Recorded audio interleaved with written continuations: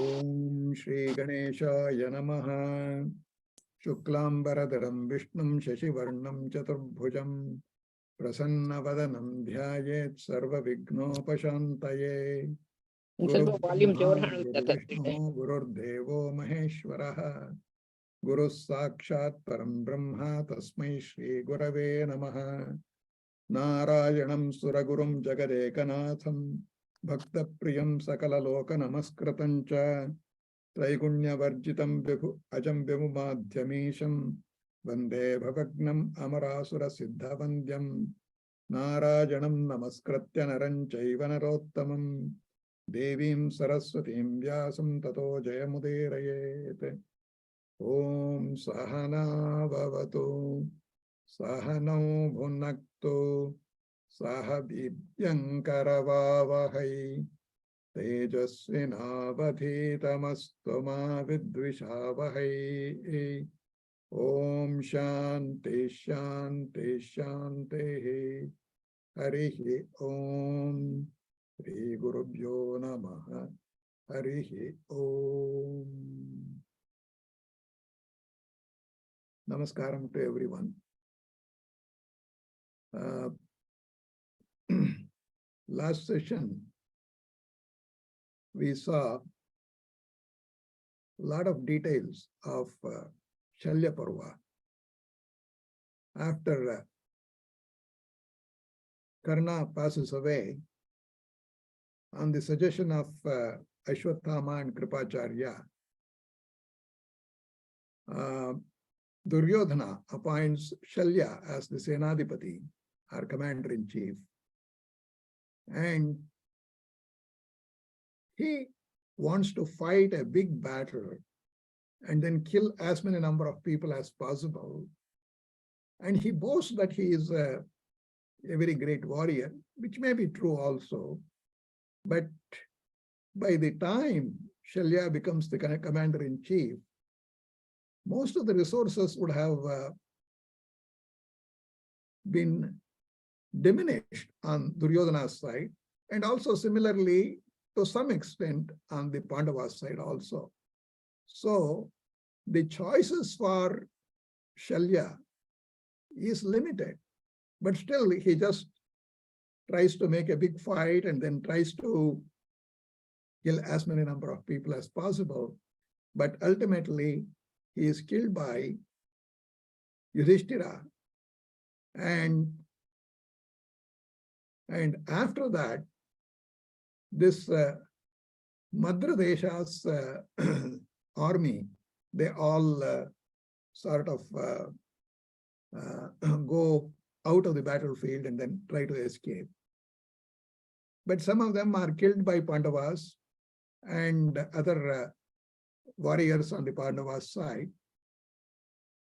And the resources or the army on the Kauravas side is dwindling very fast.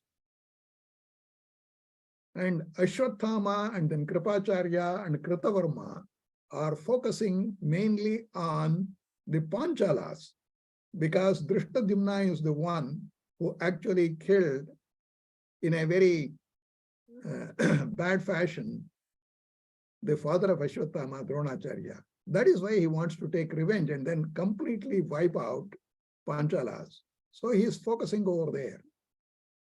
And even Duryodhana, when he just started fighting, he could not sustain. His horses were killed, all his support staff were killed, and he is also very much wounded, and he did not know what to do. And he was just probably thinking, I need to get away from this place and escape in some way, and then regroup and come back again. And so he had a plan. Without anybody knowing, he went and hid himself under the water in what is called as Dvaipayana Sarovara. And it says that he has some special powers, what is called as Jalastambhana. And he went under the water, he is resting over there. And this Jalastampana, as I told you last time, could be some sort of a snorkeling, or it could be some sort of a submersible vehicle where he just places himself and then hides under the water. Or it is probably some, as they say in the actual text, there are some mantras, and then if they start chanting, they can probably sustain their life underwater. So this is called as Jalastampana. And in any case, he is under the water and hiding and resting. And now there is no leader per se on the Kauravas side. And then Yudhishthira and then all the Pandavas are just trying to find out where is Duryodhana. He is the only person who is standing, and then we need to just find him, fight with him, and then finish him off. Then the war will be over. Until and unless Duryodhana is killed, they don't want to assume that the war is over, because they know the tenacity of Duryodhana and in different ways how he is going to come back. And then that is why they want to find out where Duryodhana is. And also Ashwathama, Kritavarma, and then Kripacharya, when they came to know, oh, Duryodhana is missing, and then where could he have gone? And they also want to just sort of get some sort of a strategy or command from Duryodhana, and then so they want to meet him, because Shalya, who was the commander-in-chief, has been killed already. So they also are searching for Duryodhana. And Pandavas, when they are searching for Duryodhana, they just go through the various forests, nearby places, and then inquire a lot of people. And they meet some hunters. And they ask, did you see a king or with some crown and then all that, and then a very powerful person running away from the battlefield? Or do you know anybody like that? Or do you know King Duryodhana? And then have you seen him any time in the recent past? Oh, they say, I'm sorry, we are sorry, we don't know. We have not seen anybody like that. Okay, then Bhima says to those hunters, if in case you are going to just find Duryodhana or some sort of a king like that, you immediately come and then report to us, and then I am going to reward you with some big prizes. Okay, we will do that. We will definitely do that. Oh, if the prize money is coming, why not? And they go on their own way. They start hunting, and then they kill some animals, and then they are carrying the animals, and then they want to go to a marketplace where they can just sell the meat of those animals. And this Ashwathama, Kripacharya, and Kritavarma, they are looking for Duryodhana. Probably they had a hint, because they belong to the same army. Maybe Duryodhana has said, in case you are looking for me, maybe I am in Dvaipayana Sarovara, you can come over there. And they search every place and then come over there. They don't want to just sort of reveal the secret place for Duryodhana, secret place of Duryodhana. So they pretend as though they are making inquiries everywhere. Oh, where is Duryodhana? Where is Duryodhana? As though they don't know. But ultimately, they come to Dvaipayana Sarovara before anybody comes, and then calls Duryodhana out, and then try to discuss what needs to be done further. And Kripacharya advises Duryodhana, everything is over. Why do you want to just sort of continue this one? Just say, okay, the war is over. Then Pandavas can become, or Yudhishthira can become the king. Duryodhana says, absolutely not. I am just wounded. I'm just taking some rest, and you don't give up. I know you are great warriors. You don't give up. You just keep fighting, and then we will ultimately prevail. And they say, okay, we will be able to do that. And Duryodhana declares himself to be the commander-in-chief now. And then he says, you should continue the battle. And as these conversations are going on between these three musketeers and Duryodhana, the hunters, who Bhima had just said that he will give a lot of prizes and then a lot of money and things like that, they carry their heavy animals and they want to have some water, and they come to that same Dvaipayana Sarovara and they are just drinking some water. And as they are drinking water, they hear these conversations. Oh, definitely Duryodhana is the person who is hiding in the water, or he just came out, or just showed his face, and then is trying to discuss the strategy. Even if we just take these animals to the marketplace, we don't get much money. But if we go and then tell the whereabouts of Duryodhana to Bhima, oh, he is going to reward us. Oh, they immediately rush to the camp of Pandavas. And though the guards are just stopping them, they say, we have to meet Bhima. We have to meet Bhima. He has just told us. We have a big tip for him. And somehow they go and then meet Bhima and then say, Duryodhana is hiding in Dvaipayana Sarovara. Oh yeah, great. And then he rewards them with whatever the things, and then they are very happy.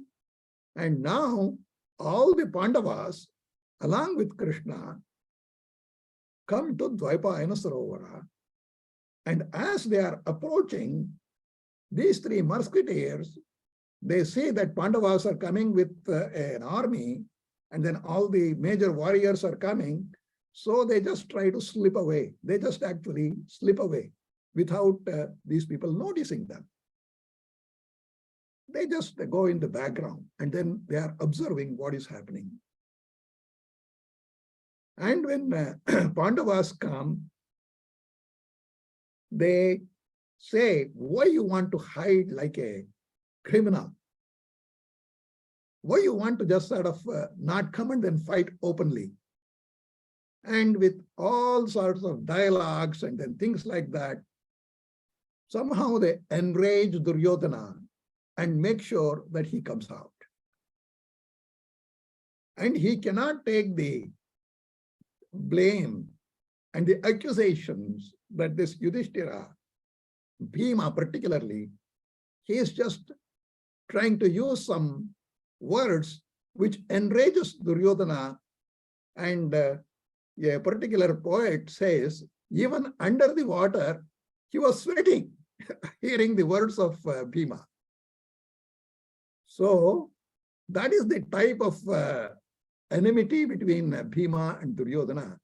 And then he couldn't take it anymore. He comes out and then says, I was only resting. I was just a little bit wounded. I was resting. And tomorrow I would have come and then given you a big fight. And yeah, we want a big fight. We want to just finish this war. And Duryodhana says, you know the dharma, how people have to fight. I am alone. You are like an army here. And then some 8 or 10 of you, strong people are here. And then what you are going to do, we don't know. You may just simply, all of you, gang together and then kill me. And you know that it is not dharma. And Yudhishthira says, oh, where is your dharma when you actually killed Abhimanyu? Your people, 6 or 8 people, 8 warriors, strong warriors, they killed Abhimanyu mercilessly by doing some lot of bad tricks. At that time, where was your dharma? No. You see, if somebody else did it, I did not do it. And Yudhishthira says, It happened in your presence. You should have stopped them. But in any case, Duryodhana says, I am ready for fighting. And Yudhishthira says at that time, I will give you a chance, a proper chance. You can fight with any one of us or any one of the Pandavas.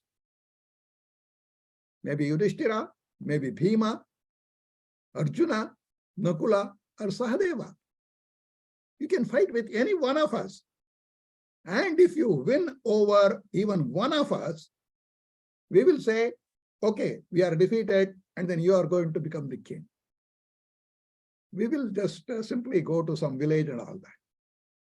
And also he says, you can select any weapon of your choice for fighting.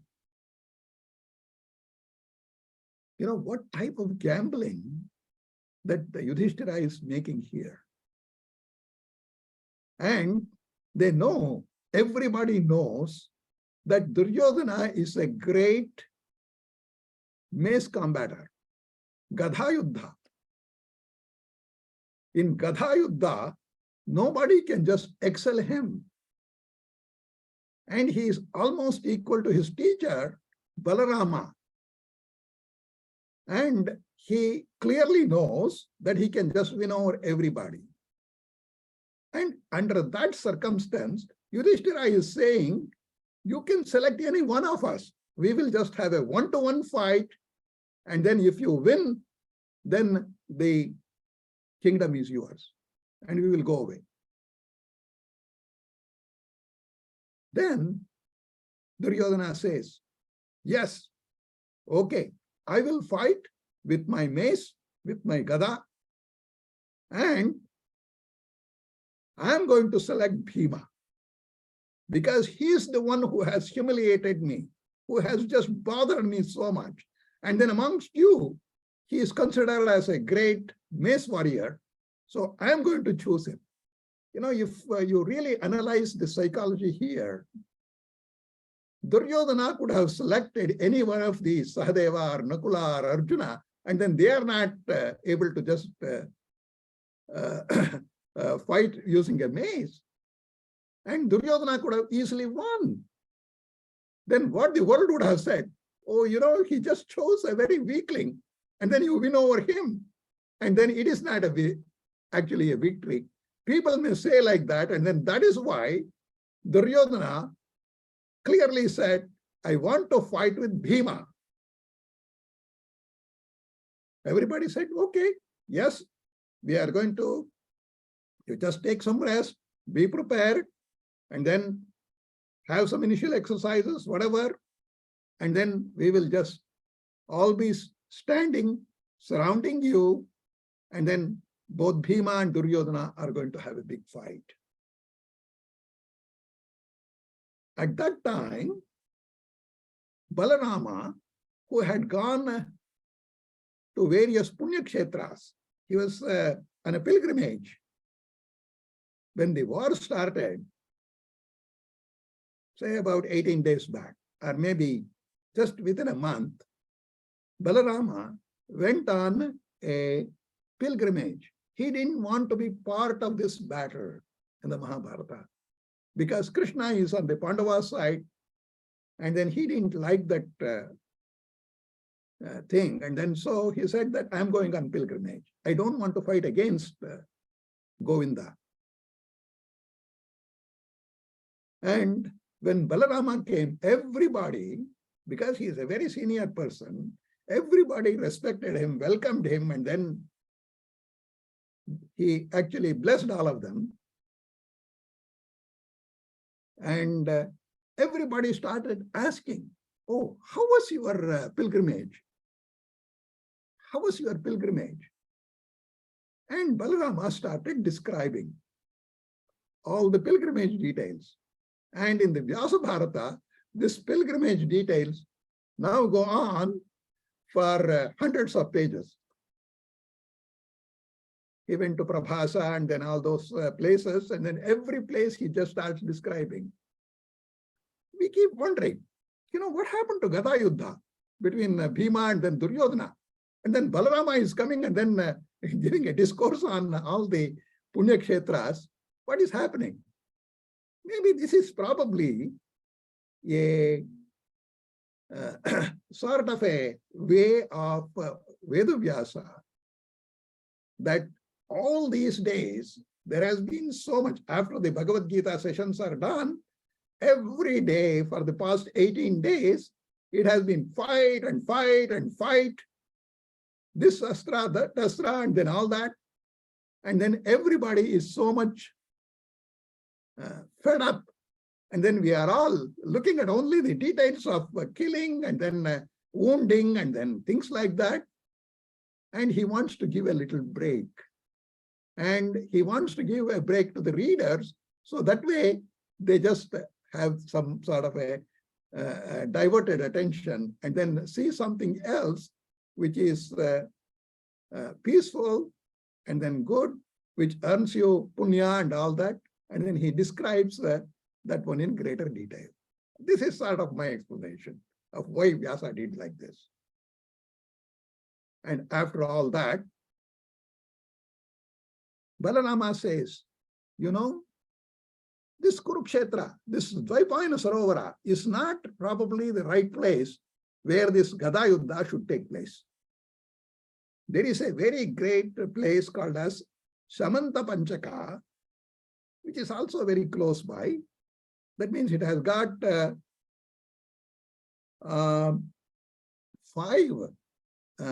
sarovaras or lakes, and that is a great Punya Kshetra.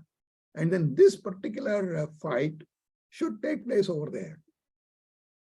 And in fact, if this you look at the history of this Samanta Panchaka,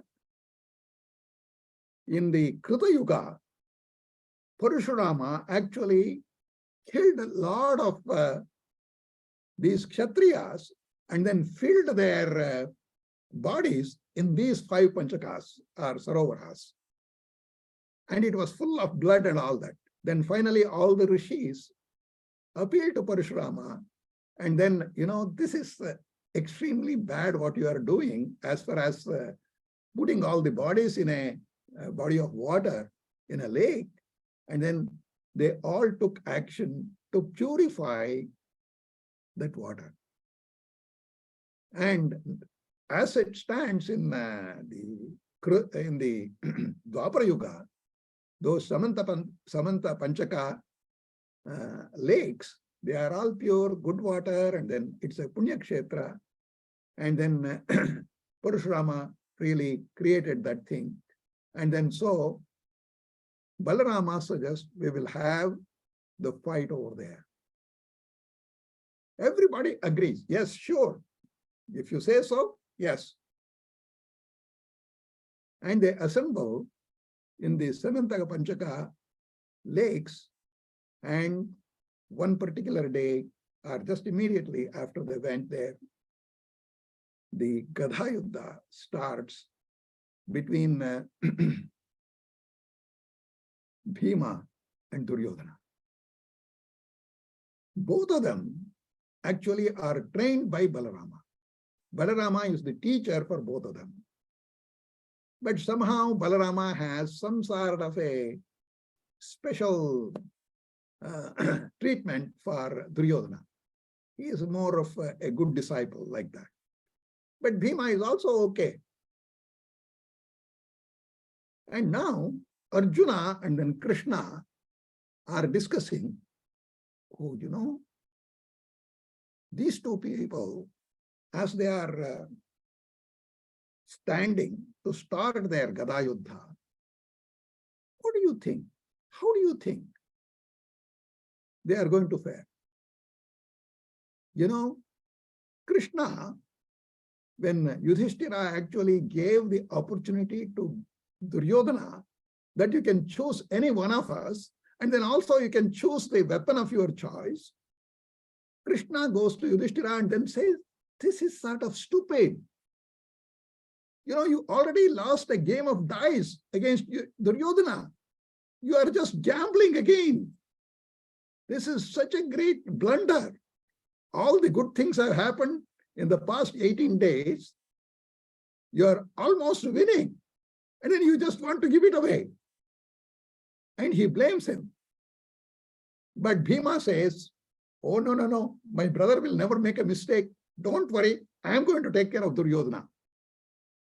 But now Arjuna is asking Krishna, why or who is actually a superior Gadaa Yuddha person between Bhima and Duryodhana? Krishna analyzes in a very nice way. Krishna says both of them are equal as far as their Gadaa Yuddha is concerned. Maybe I will say Duryodhana is an inch better. And he justifies, all these 13 years, Bhima is in the forest, and then the last year he was being a cook. He is cooking in the Virat kingdom, and then he is a cook. What type of training he will have? Whereas Duryodhana, all the 13 years, he had a steel statue of Bhima, and then he was just fighting with that statue, and then he is just actually using the Gada on that statue, and then he has just honed in all the skills. He has just seen that those techniques are becoming better. So from a technique point of view, Duryodhana is much better, whereas from strength point of view, Bhima is much better. And if this Yuddha is going to go on for a long time, he is saying likely Duryodhana is going to win. And unfortunately, your brother Yudhishthira made a blunder, and then I don't like it. And they are all watching the Yuddha. The Yuddha starts, they are displaying their special skills on the mace combat. And everybody is saying, oh, both of them are equal. Both of them are able to just sustain the other person's hitting. And they show the various movements. And in the book, they actually give the various names of the various moves that both Bhima and Duryodhana are doing, and then they appreciate it. But many times, Duryodhana is hitting Bhima hard, and Bhima is also hitting Duryodhana hard, and both of them are getting tired. Both of them are getting tired.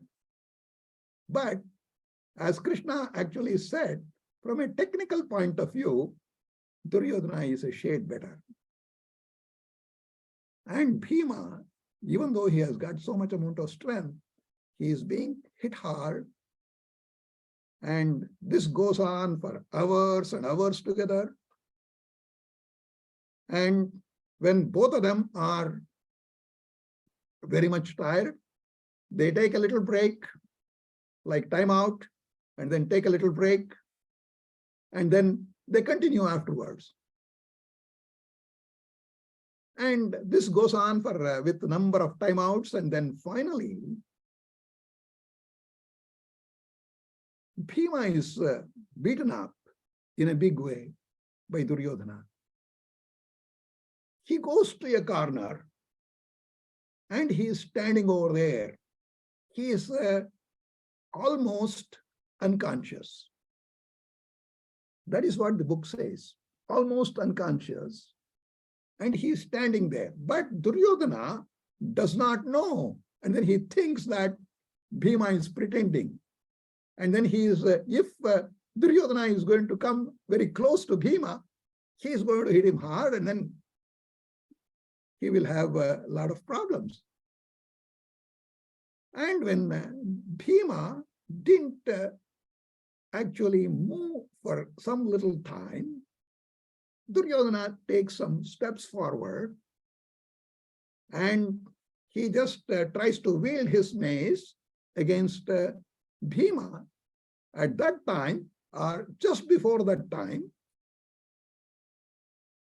Krishna and Arjuna are debating. Again, this thing is, battle is going on. This yuddha is going on for a lot of time. What has got to happen? Then Krishna says, if Bhima and Duryodhana are going to fight as per the rules, there is a great chance Bhima is going to lose. And in mace combat, their basic rule is they can hit anywhere above the waistline. Below the waistline, people should not hit. And that is the rules of the mace combat. And they were following this thing for a long, long time. And Krishna says, if this type of thing goes on, Duryodhana has an upper hand. And you remember, before when that game of dice happened and then they were about to go to the forest, Bhima said, when actually Duryodhana just slapped his thigh, Bhima said, I am going to break your thigh in the final battle. So if he has to break the thigh, he has to just go below the waistline. If you are going to do it only a adharmic mace combat, then Bhima can win. And he will just satisfy his promise that he is going to break the thigh of Duryodhana. And also Krishna says, some time back, Maitreya Maharshi had come to Hastinapura. At that time, Duryodhana was very arrogant. He didn't pay any respect and he was just thumping his thigh. And that Maitreya Rishi clearly gave a curse. You are just thumping your thighs. You are going to be suffering a big blow to your thigh, and then that's how you are going to be killed. So that curse is also there. Bhima's promise is there. And Duryodhana has humiliated Draupadi in front of everybody by slapping his left thigh. So if Bhima is going to think of hitting his thigh, left thigh, that's the right solution. Then Arjuna, just for Bhima to know, he just slaps his left thigh to indicate to Bhima or to make him remember his promise. But now that type of thing is not happening. Bhima is almost unconscious. He is just standing there and Duryodhana is approaching and then he is about to hit him with his mace. Then he somehow wanted to hit Duryodhana and then he just wields his mace. And when he wields his mace, Duryodhana jumps. Duryodhana jumps in order to escape that mace. If you are normally aiming at just above the waistline, and then if the fighter is going to jump, what is going to happen now? He clearly hits him in the middle of the thigh, and then that ends Duryodhana's power. There is also another story about this thigh of Duryodhana.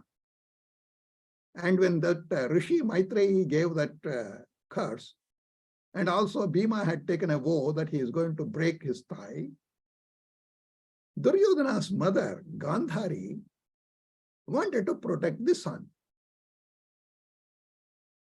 And just before the war, she actually tells Duryodhana, I want to just bless you properly. So one fine morning, you come completely naked. And I'm going to put down my blinders, which she always used, and then I am going to look from the top of your body, from the head all the way to the toe. And then if I do that in a proper way, because I have done a lot of tapas, you are going to be fine. Nobody can just injure you in any part of the body. And Duryodhana says, okay, if that is the case, okay, mother. And then she just comes or wants to come to the mother, bare body. And on the way, probably one story says, Krishna appeared over there and then asked, why you are in bare body? And then Duryodhana says, my mother said so. Oh, when you are grown up, you can't just do like that.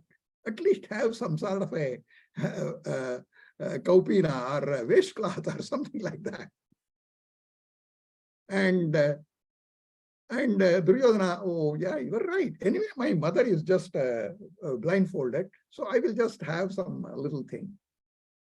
In fact, that another story says she wanted to apply some special oil, oil with the mantra that it is going to make this all the parts of the body strong. And then he just starts applying from the top. And as she comes down, she just feels the cloth, the loin cloth. She feels immediately sad. Duryodhana, why did you do like that? Even I just told you, you completely come as the bare body. And then you just ruined yourself.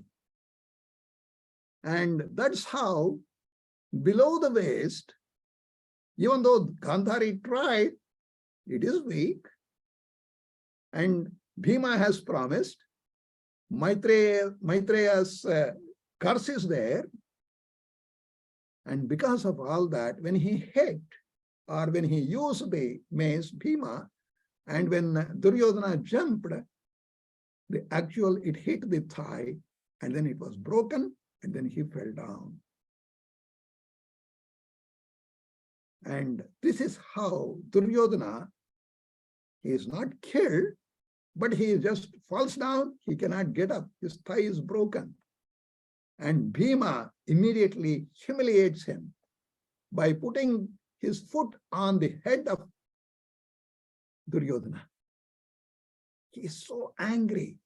He puts his foot on the head of Duryodhana. Immediately Yudhishthira runs. Please, please don't do that. He is a king. He is your elder brother. You should never do that. And he pulls him out. And Balarama, as he is watching his two students fighting with one another, he is very concerned. He is very disgusted. He is saying, Bhima actually hit below the waistline. So he just killed Duryodhana in the wrong way. And I am going to kill Bhima now. And he is just coming in a big way, and then with his halayuda, the plow as the weapon, and he is going to smash it on Bhima. Immediately Krishna runs and says, you have to look at the background and how these things happen. And just because Duryodhana claimed that we have to just have a dharma yuddha, has he just done that before? Has he followed dharma before? And we are on the side of Pandavas, and then Pandavas deserve to win. So, and also Duryodhana jumped. And he was just actually aiming above the waistline. But if he jumps, it automatically came in that position, and then he just got hit. So somehow, with great effort, Krishna pacifies Balarama. But still, Balarama is not really convinced. He says, I don't want to stay in this place anymore. And then he walks away. He just goes away. And when Duryodhana has fallen like this, that is the end of the war, formal war. all the 18 days are done, formal war is done, and Duryodhana cannot get up anymore, and he doesn't have any army, he doesn't have any commander. So Pandavas have won. And they go to the camps, the Kaurava camps, and start occupying the camps of Kauravas. Pandavas went there and then entered formally as a victor. They went into the camps of the Kauravas. And Vedavyasa describes in those camps, they found a lot of gold, lot of silver, lot of jewelry, and they all took possession of those things. And one may wonder why they should have a lot of gold and then jewelry and then silver and all that. The reason being, you see, as the war is taking place, in order to please certain people, please the soldiers, please some warriors, they will just give them some rewards. And for that, they had stored the gold or silver or jewelry. And then that was actually belonging now to Pandavas. And they took possession of that. And also there were a number of dasas and dasis or servants, and then who also surrendered to Pandavas. Of course, you are now our masters, and then we will just serve you. And even it is said in the description of Vyasa Bharata, there were some Veshyastris also, the prostitutes. And probably there was a practice when big battles or wars are taking place, they had the practice of having prostitutes in place. That's all some special details, then we don't have to worry about that. Now, Pandavas have won. And Duryodhana has fallen down. And after all this Pandava warriors went to the camp, now the three musketeers, Kripacharya, Kritavarma, and Ashwathama, come to Duryodhana, and they are literally shedding tears. They are weeping.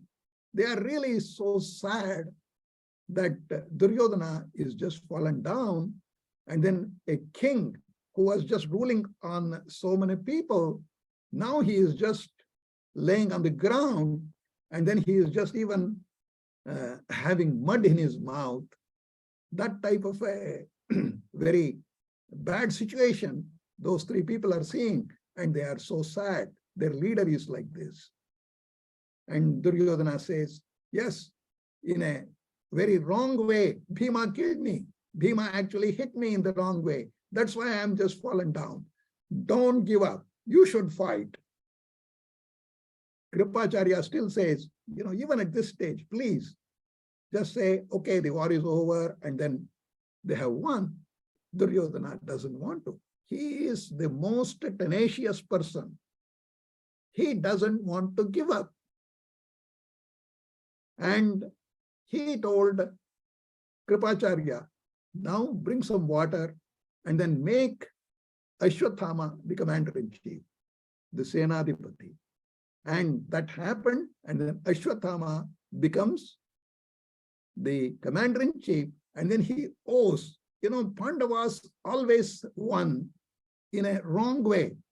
Bhishma, they killed him in a different way. Drona, in a very bad way. Karna, in a very bad way. And because of that, I am going to take revenge on all these people. I am going to definitely kill them. And then I have to definitely kill Drishtadyumna. So he just vows to Duryodhana, you are my great friend. I will promise you, I will kill all the Pandavas.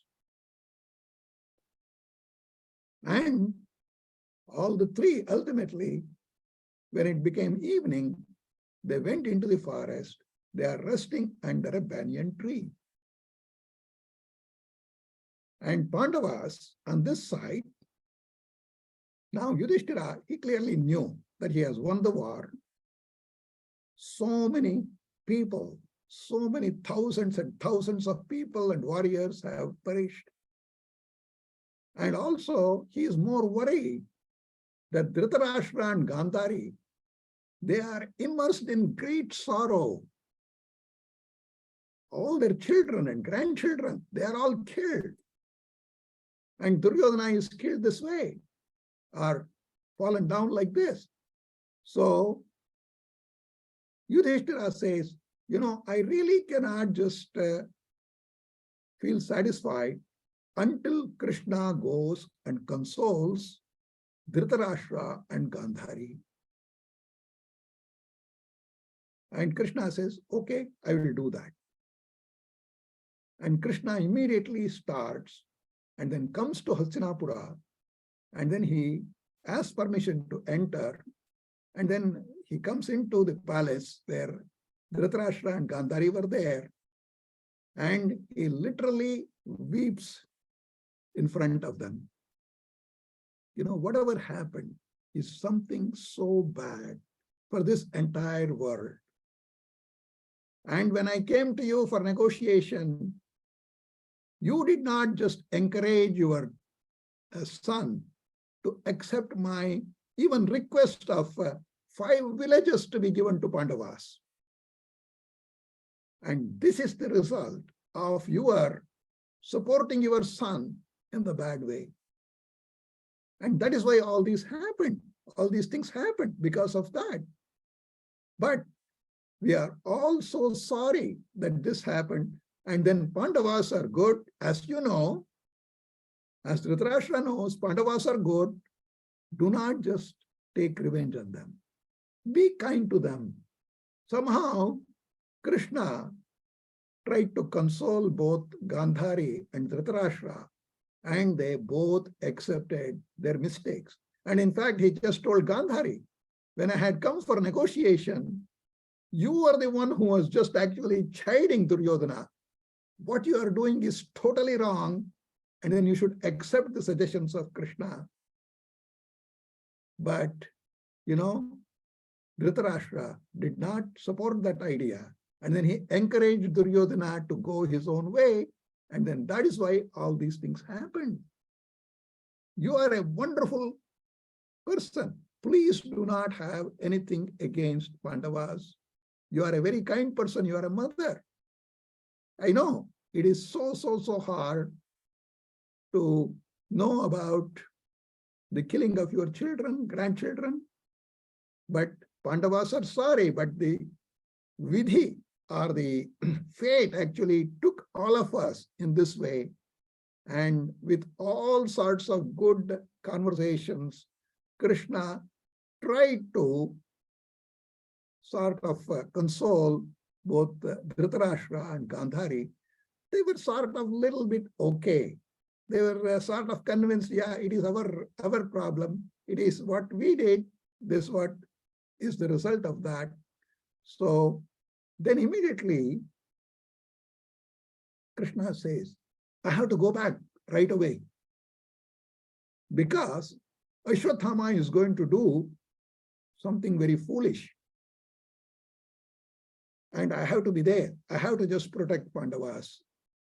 Then Dhritarashtra says, please rush. Let there be no sort of bad things happen further. And Krishna immediately came back to where Pandavas were there. And he advised them, this is the night, first night, where you are in the camp of the enemy. And let the normal soldiers be here. And all the Pandavas, you come with me, and then we will just stay in a separate place. And he took Pandavas and Draupadi. Even that aspect is a surprising thing. In Vyasa Bharata, it just comes up that some of the ladies were also in the battlefield in the camps. So I was sort of wondering why even the ladies have to be there. That is probably the practice they had. And Draupadi and Pandavas, on the advice of Krishna, for safety's sake, they went to another place. And everybody else is sleeping in Kaurava's camp and Pandava's camp, and then they are all resting. Yes, they are in a great mood because they have won the war, and everything will be fine. And then even though they are wounded, oh, this is the time to rest. They are all sleeping. So this is where the Shalya Parva ends as per Vyasabharata. But some people say Shalya Parva ends when Shalya actually died, then actually Gadaa Parva starts. And Vyasabharata in the text, it clearly says it is part of, Gadaa Parva is part of the Shalya Parva, but some people consider that as a separate one. In fact, there are books which have been written on Gadaa Parva itself, the fight between Bhima and Duryodhana. There are books written like that. One of the great poets in Kannada, Rannana Gadha Yuddha. That's a great work that Ranna has done. And so like that, Gadaa Parva is given a lot of importance. And if you look at the Kumara Vyasabharata, even though we just see 18 chapters in the Mahabharata, Kumara Vyasabharata has got only 10. And he finishes at Gadaa Parva. So Adi Parva, Sabha Parva, Vana Parva, Virat Parva, Udyoga Parva, Bhishma Parva, Drona Parva, Karna Parva, and Shalya Parva, and Gadaa Parva. So those are the 10 Parvas that Kumar Vyasa says. And whereas Veda Vyasa, the 18 chapters, whatever we just came up to Shalya, afterwards, the Sauptika Parva is going to come. That means it's a sleeping Parva. That means now Pandavas are sleeping, or they are sleeping, and then we have to see what happens. And then afterwards, we will have Stri Parva, how the women folk, they lost all the things, and then how they are grieving. And after that, we will have Shanti Parva. And then it is said in the whole text of Mahabharata, Shanti Parva is the biggest one. It mainly is a discussion between Yudhishthira and Bhishma. Okay? And after that, we have Anushasana Parva, that is also a continuation of the same dialogue between Bhishma and Yudhishthira. Then Ashwamedhika Parva, where Dharmaraya performs the Ashwamedha Yajna. And then Ashrama Vasika Parva, Mausala Parva, Mahaprasthana Parva, and then Swargarohana Parva. Those are the other Parvas. So we will probably stop here today, where we have ended the Shalya Parva or the Gadaa Parva. Duryodhana is gone, Pandavas have won, and then in Sauptika Parva, what happens, how Ashwatthama is going to behave. We will see that next time, and we will conclude in the next session, next Thursday. And if we are not able to conclude next Thursday, maybe we will come almost to the end, and then the following week, we will definitely conclude. Okay? So that is what my plan is. And then I hope I covered most of the things. And then let me do the closing prayers, and then afterwards, if we have got any comments or questions, we will go through that. Swasti prajabhyam paripalayantam nyayena margena mahim mahishaah gobrahmanebhyah shubhamastu nityam lokas samastas sukhino bhavantu. Shri Krishna Arpanamastu.